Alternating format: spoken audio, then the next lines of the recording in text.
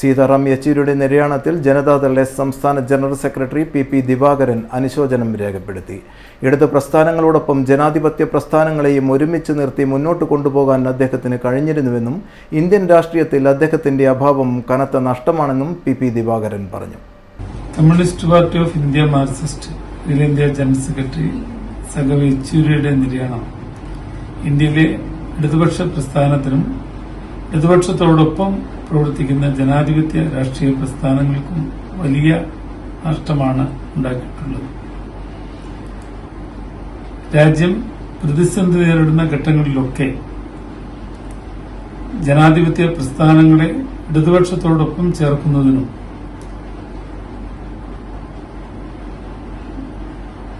ശ്രീമതി കോൺഗ്രസിന്റെയും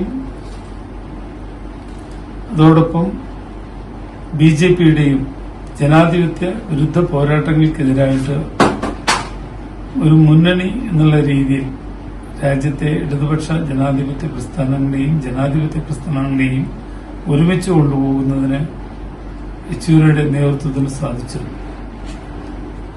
UPA government രൂപീകരിക്കുന്ന കാര്യത്തിലും ഇന്ത്യ മുന്നണിയുടെ രൂപീകരണത്തിലും യെച്ചൂരി വഹിച്ച പങ്ക് ഏറെ പ്രശംസനീയമായിരുന്നു.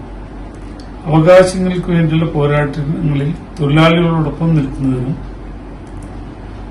അതുപോലെ തന്നെ രാജ്യത്തെ സുസ്ഥിരമായ ജനാധിപത്യ അവകാശങ്ങൾക്ക് വേണ്ടിയിട്ടുള്ള പോരാട്ടത്തിനും നേതൃത്വം കൊടുത്തത് യെച്ചൂരിയുടെ വലിയ നേതൃപാടവം ഒന്നുകൊണ്ട് തന്നെയായിരുന്നു.